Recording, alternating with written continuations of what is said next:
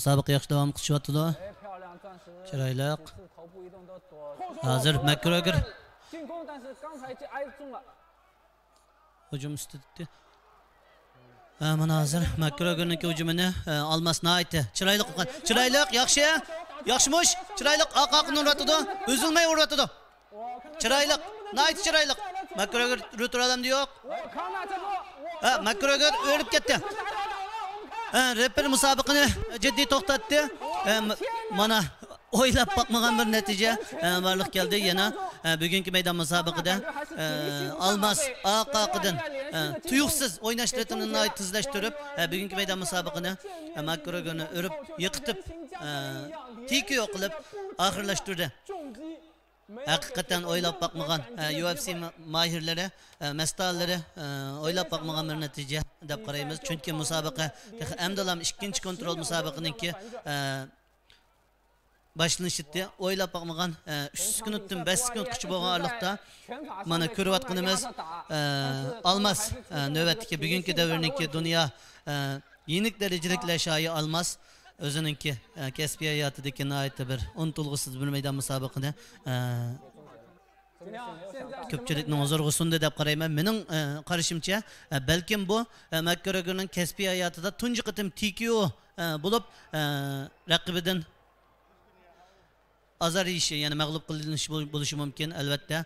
Bundan burunki yana 2014 yılki UFC'nin 178. qatımlık tuncu uçuruşida bu iki mayer tuncu qatım birlikte uçuruşkan. Şu meydan musabakada UFC'ninki 178. qatımlık uçuruşida mana ikran üstüdeki iki mayer yana Makgregor bilan Almas uçuruşkan. Şu vaqtida Almasni Makgregor yani bugünkü o'xshashlam urib yiqitib g'alaba qilgan edi.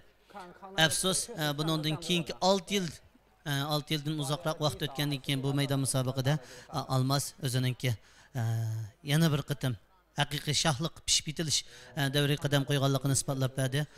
O'ylab bakmagan bir natija boks mastallarini ayta hayajonlantirdi deb qaraymiz. Musobaqadan ilgari Ig'izdan biriki bu maydon musobaqasida to'xtalgan u bu qitim bir maydon musobaqaning natijasi burunqiga o'xshash jangni qaytlamamiz ko'rib qo'yayli. Chiroyli. Ayta yaxshi holatda oqoqni urvatdi. Chiroyli. Mana bu shaya kelganda Makgregor o'zininki mana nihoyat kuchli holatda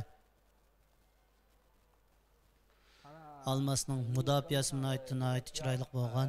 Oqoqidan uriblam Makgregor o'zininki badan quvvati bardoshlik bilan migachgan reperninki musobaqani jiddiy to'xtatishi bilan bu maydon musobaqada yiqilib mag'lub bo'lgan. Musobaqaning mana bu yerda reper musobaqani to'xtatmagan holatda balki Makgregor texmo kuchli zarbalardan tayoqlanib yeb ketishi aniqlam. Hozir Almasning reperlar gruppasi intayin hayajonlangan ko'rinishlar bo'lyapti. Hatto naq maydondagi riyosatchi nihoyat hayajonlanib ketgan. Albatta o'ylab bakmagan bir natija bo'ldi, chunki bugungi maydon musobaqada oldingi birinchi uchrashishda bo'lsa oldi bilan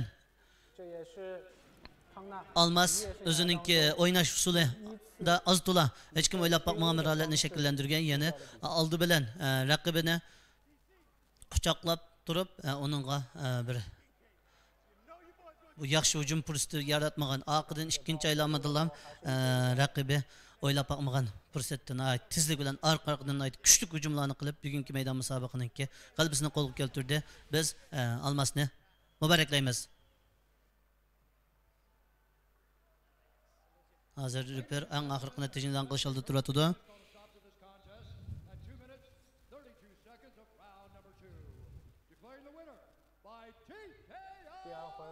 Mana hozir repermo biz o'ylagandeklam natijani TKO qilib Almasni yangdi deb e'lon qildi. Muborak bo'lsin. Almas shuning bilan kasbiy hayotida jami 26 qitim g'alaba